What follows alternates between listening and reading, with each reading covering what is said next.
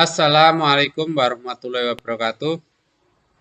Anak-anakku semua kelas 11 yang saya banggakan. Pada kesempatan kali ini kita akan membahas materi kesetimbangan kimia. Di mana pada pertemuan sebelumnya sudah dibahas tentang laju reaksi dan order reaksi. Sebagai gambaran sederhana, ini akan kami tunjukkan bahwa kalau kita membakar kertas, kalau kita membakar kertas, maka apakah kertas yang sudah kita bakar itu bisa kembali lagi menjadi semula? Jadi kertas yang kita bakar akan menghasilkan abu. Dan apakah abu ini, abu hasil pembakaran kertas dapat diubah menjadi kertas semula? Tentu jawabnya adalah tidak. Nah, reaksi pembakaran itu sudah termasuk reaksi kimia. Reaksi kimia yang demikian itu disebut dengan reaksi yang berkesudahan. Nah, perlu anak-anak ketahui bahwa reaksi kimia itu terbagi menjadi dua. Yang pertama adalah reaksi irreversibel atau reaksi satu arah atau dikenal juga dengan reaksi berkesudahan. Contohnya adalah ini. Ya. Contohnya adalah NaOH plus HCl dihasilkan NaCl plus H2O. Reaksi irreversibel atau satu arah ditandai dengan anak panah hanya satu. Itu yang disebut dengan reaksi berkesudahan atau satu arah atau irreversibel. Yang kedua adalah reaksi reversibel. Re artinya kembali. Ya, re artinya kembali. Artinya reaksi bolak-balik. Contoh dari reaksi reversibel adalah ini. Jadi bisa Anda amati bahwa panahnya adalah 2. Jadi gas N2 direaksikan dengan gas H2 akan dihasilkan gas amonia NH3 dengan panah yang satu ke kanan, satu ke kiri. Ini yang disebut dengan reaksi reversibel atau reaksi bolak-balik. Artinya N2 plus H2 itu akan menghasilkan NH3 dan begitu terbentuk NH3 akan terurai kembali menjadi N2 dan H2. Nah, inilah yang disebut dengan reaksi bolak-balik atau reaksi reversibel. Oke. Kita lanjutkan. Nah, kesetimbangan dinamis pada penguapan air ya. Jadi kalau kita bicara reaksi bolak-balik itu di dalam kehidupan sehari-hari contohnya adalah penguapan air. Ya, penguapan air atau contoh dari kesetimbangan dinamis ya. Jadi gambar yang pertama ini adalah botol yang diisi air panas dan terbuka sehingga tidak terjadi kesetimbangan. Air menguap dan keluar dari botol. Ini kalau dipanaskan. Kemudian gambar yang kedua, belum terjadi kesetimbangan. Jadi air yang ada di dalam botol, kemudian ditutup, kemudian dipanaskan. Belum terjadi kesetimbangan. Laju penguapan lebih besar daripada laju pengembunan. Jadi kalau air yang ada di dalam botol ini kita panaskan, awalnya adalah lebih banyak yang menguap daripada yang mengembun. Barulah saat terjadi kesetimbangan, laju penguapan dan laju pengembunan itu adalah sama. Jadi terjadi kesetimbangan laju penguapan sama dengan laju pengembunan. Ya. Nah, syarat terjadinya reaksi setimbang, yang pertama adalah bolak-balik. Ya, reaksi bolak-balik. Dalam keadaan setimbang, reaksi terjadi dalam dua arah, yaitu arah ke kanan maju dan arah ke kiri adalah balik. Syarat yang kedua dalam sistem tertutup. Jadi suatu sistem reaksi di mana zat-zat yang bereaksi dan zat hasil reaksi tidak ada yang meninggalkan sistem. Jadi tidak ada zat yang hilang. Kalau tadi air yang dipanaskan dalam botol dalam kondisi terbuka, maka uap air akan keluar, hilang, ada yang hilang. Ini bukan reaksi setimbang. Tetapi kalau ditutup rapat, nah disitulah akan terjadi air menguap, uap air akan kembali lagi mengembun. Ya. Jadi dalam sistem tertutup. Kemudian syarat yang ketiga, dinamis. Dinamis itu artinya secara mikroskopis reaksi berlangsung terus-menerus dalam dua arah dengan laju reaksi pembentukan, yaitu laju ke kanan sama dengan laju reaksi penguraian, yaitu laju reaksi ke kiri. Jadi yang dimaksud reaksi kesetimbangan, suatu reaksi mencapai kondisi setimbang itu apabila dalam ruangan tertutup terjadi suatu reaksi di mana secara mikroskopis laju reaksi ke kanan sama dengan laju reaksi ke kiri. Atau dalam ruangan tertutup terjadi setimbang manakala laju pembentukan sama dengan laju penguraian. Jadi yang dimaksud setimbang itu adalah kecepatannya. Yang dimaksud setimbang itu adalah lajunya, laju reaksinya. Bukan masanya, bukan konsentrasinya, bukan yang lain-lain. Jadi setimbang itu adalah laju ke kanan sama dengan laju ke kiri atau laju pembentukan sama dengan laju penguraian. Nah, bagaimana kondisi saat setimbang? Ini adalah digambarkan dengan grafik laju reaksi terhadap waktu pada reaksi bolak-balik. Nah, ini adalah V1, ini adalah reaktan. Kemudian V2 adalah laju balik. Jadi V1 adalah laju reaksi dari kiri ke kanan. Ya. Kemudian kalau V2 adalah laju reaksi dari kanan ke kiri. Ya. Jadi V1 adalah laju reaksi dari kiri ke kanan, sedangkan V2 adalah laju reaksi dari kanan ke kiri. Ya. Dengan demikian akan tercapai setimbang manakala laju yaitu V1 sama dengan V2. Ya, akan terjadi setimbang manakala V1 sama dengan V2. Itu laju reaksi akan tercapai kesetimbangan atau saat setimbang itu adalah V1 sama dengan V2, ke kanan sama dengan ke kiri. Ya. Grafik berikutnya, ini sebagai contoh adalah gas N2O4 ya, terurai menjadi 2NO2 gas. Yang panah ke kanan itu adalah N2O4 gas menjadi 2NO2 gas, sedangkan yang panah ke kiri adalah 2NO2 gas menjadi N2O4 gas. Ya. Grafiknya bisa seperti A, bisa seperti B, bisa seperti C. Ya. Kalau seperti A, itu artinya bahwa saat setimbang, saat laju ke kanan sama dengan laju ke kiri, maka konsentrasi N2O4 sama dengan konsentrasi NO2. Ya. Bisa jadi saat setimbang itu seperti gambar B atau grafik B. Kalau seperti grafik B, pada saat laju ke kanan sama dengan laju ke kiri, ternyata konsentrasi N2O4 itu lebih kecil daripada konsentrasi NO2. Bisa jadi saat tercapai kesetimbangan, ya saat laju ke kanan sama dengan laju ke kiri, itu konsentrasi N2O4 lebih besar daripada konsentrasi NO2. Artinya apa? Pada saat setimbang itu belum tentu konsentrasi mula-mula sama dengan konsentrasi akhir. Konsentrasi reaktan ruas kiri belum tentu sama dengan konsentrasi hasil reaksi ruas kanan.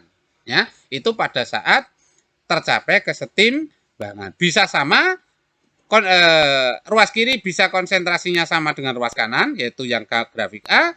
Bisa konsentrasi ruas kiri itu lebih kecil daripada ruas kanan, yaitu seperti grafik B, dan bisa jadi konsentrasi ruas kiri lebih besar daripada konsentrasi ruas kanan, yaitu seperti grafik A. Itulah kondisi pada saat tercapai kesetimbangan.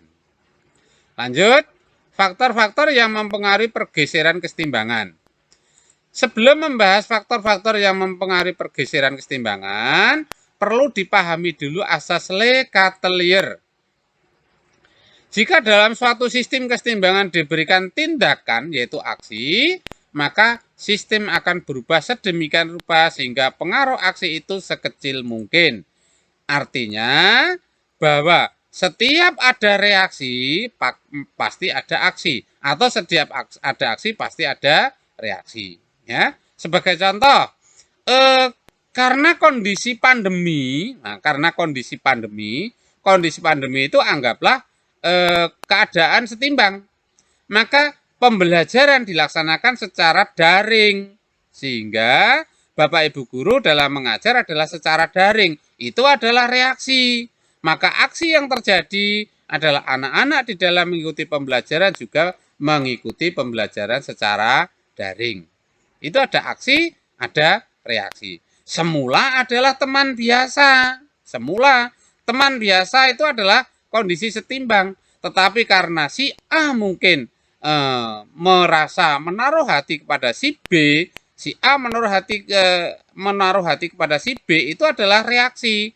Maka ada aksi. Aksinya apa? Si B mungkin bisa menolak rasa yang disampaikan oleh si A, atau si B bisa menerima rasa yang disampaikan oleh si A. Nah, itulah yang disebut dengan reaksi dan aksi, atau yang dikenal dengan hukum aksi reaksi. Oke, lanjut. Kalau begitu, faktor-faktor apa saja yang mempengaruhi pergeseran kesetimbangan, atau yang dikenal dengan penerapan asas Le-Chatelier, yaitu ada konsentrasi, ada tekanan dan volume, kemudian ada suhu. Dan bagaimana pengaruh katalisator dan pengaruh komponen padat? Nah, ini nanti akan dibahas di berikutnya. Oke, lanjut. Berikutnya adalah pengaruh konsentrasi terhadap kesetimbangan kimia. Jika konsentrasi diperbesar, kesetimbangan bergeser dari, kata-kata dari ini sebagai kata kunci, ya, dari arah zat itu menuju zat yang konsentrasinya kecil. Jadi dari, contoh, ya, contoh, N2 gas direaksikan dengan 3H2 gas menghasilkan 2 NH3 gas dengan delta H min X kilojoule. Berarti min X kilojoule menunjukkan reaksinya adalah eksoterm untuk ke kanan. Berarti ke kiri endoterm. Jika konsentrasi N2 atau H2 diperbesar, jika N2 atau H2 yang ada di ruas kiri itu diperbesar, maka kesetimbangan akan bergeser dari mana? Ya dari N2 atau dari H2. Menuju mana? Menuju ke arah kanan, yaitu menuju ke arah NH3. Ya.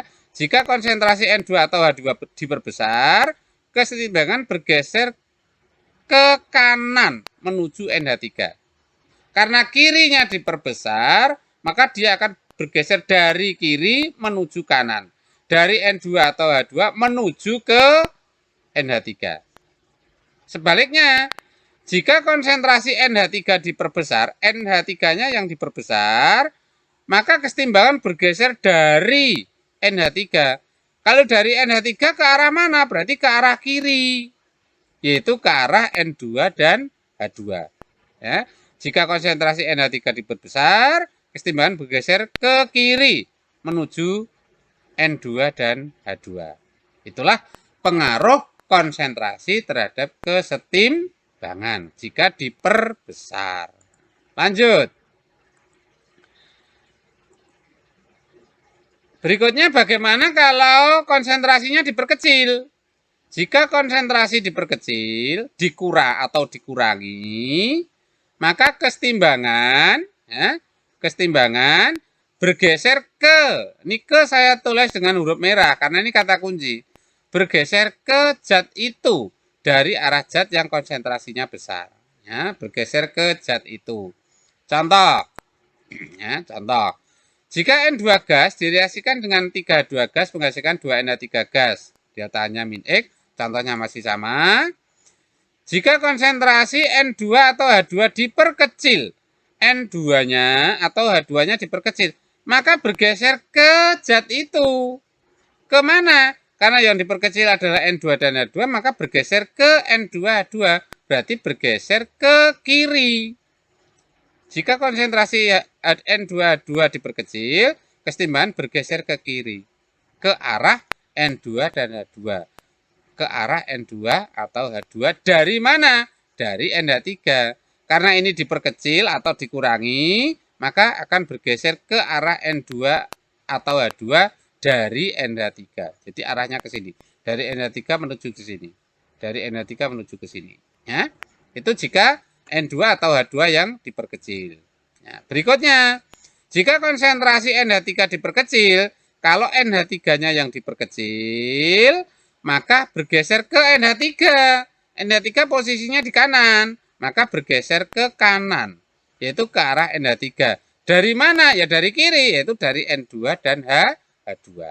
Ya, itu jika konsentrasi diperkecil. Jadi saya ulangi, jika konsentrasi diperbesar, maka kesetimbangan bergeser dari zat itu, kata kuncinya.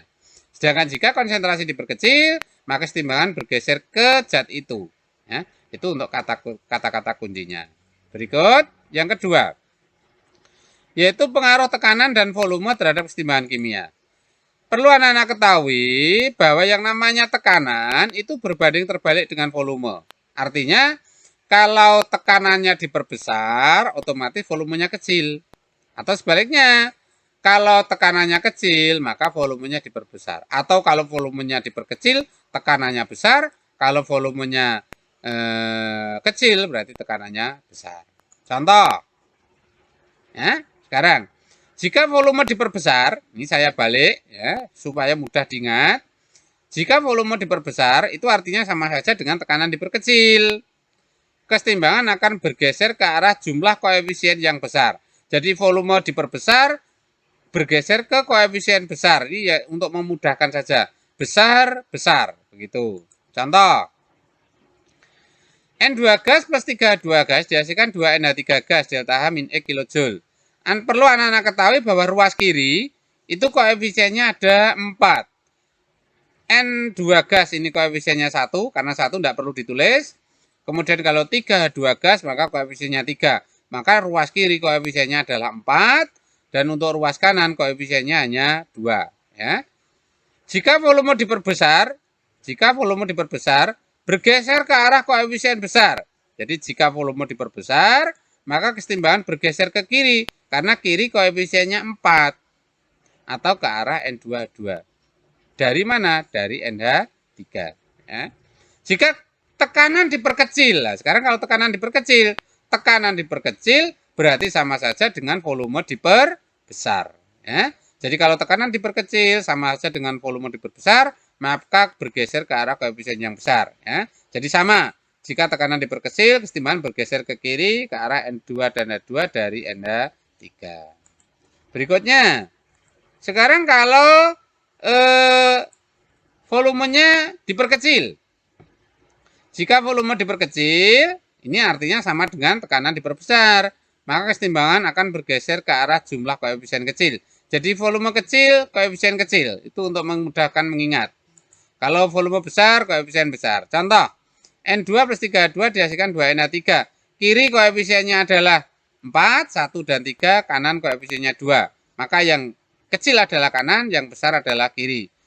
Oleh karena itu, jika volume diperkecil, maka bergeser ke kanan, ke arah koefisien kecil. Ya, atau ke arah NH3. Dari mana? Dari N2 dan H2, dari kiri. Ya. Jika tekanan diperbesar, tekanannya yang diperbesar berarti sama saja dengan volume diperkecil. Ya. Kesetimbangan bergeser ke kanan, ke arah NH3 dari N2 dan H2. Nah, sekarang contoh yang kedua. Kalau A2 gas plus B2 gas menghasilkan 2AB gas. Delta H dan min X kilojoule.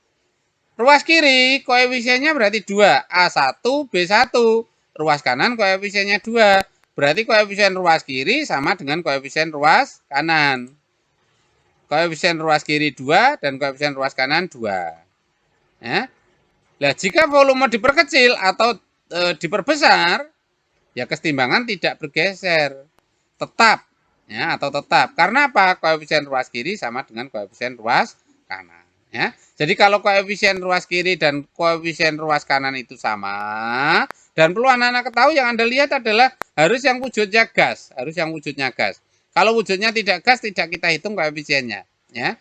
Jadi kalau koefisien ruas kiri, gas yang ada di ruas kiri itu sama dengan koefisien gas yang ada di ruas kanan, maka tekanan atau volume tidak bisa menggeser kesetimbangan. Artinya kesetimbangannya adalah tetap. Oke. Ya, ini jika volume diperkecil atau diperbesar, kesetimbangan tidak bergeser. Jika tekanan diperbesar atau diperkecil, kesetimbangan juga tidak bergeser dikarenakan koefisien ruas kiri dan ruas kanan adalah sama. Lanjut. Pengaruh suhu terhadap kesetimbangan kimia. Jika suhu dinaikkan, kesetimbangan akan bergeser ke arah reaksi endoterm, yaitu reaksi yang membutuhkan kalor. Contoh, N2 plus 32 dihasilkan 2NH3 delta H min X. Min X berarti reaksi ke kanan eksoterm. Eksoterm itu melepas kalor. Sedangkan reaksi ke kiri, reaksi yang ke kiri adalah berarti reaksi endoterm. Ya.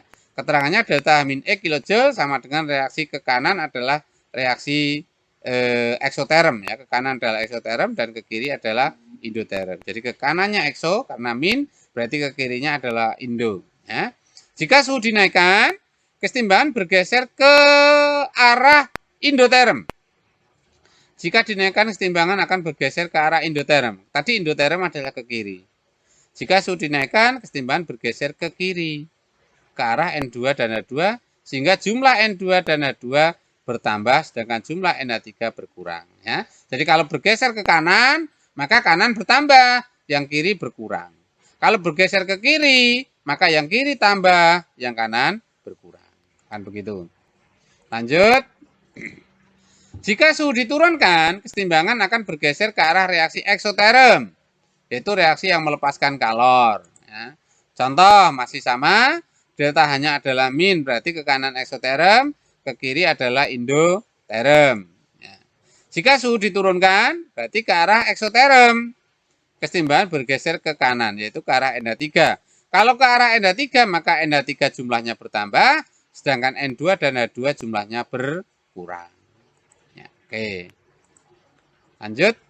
Bagaimana pengaruh komponen padat dan cair? Ya. Penambahan atau pengurangan komponen yang berupa padatan atau cairan murni tidak mempengaruhi kesetimbangan. Komponen padat, solut, dan komponen cair, liquid, tidak mengubah konsentrasi karena jarak antar partikel dalam padatan dan cairan adalah tetap. Ya. Jadi penambahan komponen padat dan cair atau liquid itu tidak mempengaruhi kesetimbangan. Sekarang bagaimana pengaruh katalis terhadap kesetimbangan? Ya. Katalis mempercepat tercapainya keadaan setimbang. Saya ulangi, katalis mempercepat tercapainya keadaan setimbang. Bukan katalis menjadikan reaksi setimbang, tidak. Atau membuat reaksi setimbang, tidak. Tapi mempercepat tercapainya keadaan setimbang. Oke. Yang kedua, katalis tidak mengubah komposisi kesetimbangan. Jadi komposisinya masih tetap. Dan yang ketiga, katalis tidak mempengaruhi pergeseran kesetimbangan. Jadi peran katalis hanya mempercepat tercapainya keadaan setimbang. Bukan mempercepat terjadinya kesetimbangan. Beda loh ya. Kalau mempercepat tercapainya kesetimbangan, itu bisa setimbang tapi membutuhkan waktu yang lama. Kalau mempercepat terjadinya setimbang, semula tidak bisa setimbang, setelah diberikan katalis bisa menjadi setimbang. Itu namanya mempercepat terjadinya. Katalis bukan mempercepat terjadinya, tetapi mempercepat tercapainya. Oke, demikianlah anak-anakku semuanya untuk pertemuan kali ini tentang kesetimbangan kimia dan faktor-faktor yang mempengaruhi pergeseran kesetimbangan. Kalau ada yang belum jelas silakan ditanyakan lewat media sosial, baik itu ada di WA Group atau di mana saja. Ya. Kalau ada yang belum jelas silakan ditanyakan. Dan agar anak-anakku semuanya bisa mengikuti pembelajaran lebih lanjut, tolong untuk bisa di like dan di subscribe. Saya kira cukup, saya akhiri, semoga ilmunya bermanfaat. Billahi taufik wal hidayah. Assalamualaikum warahmatullahi wabarakatuh.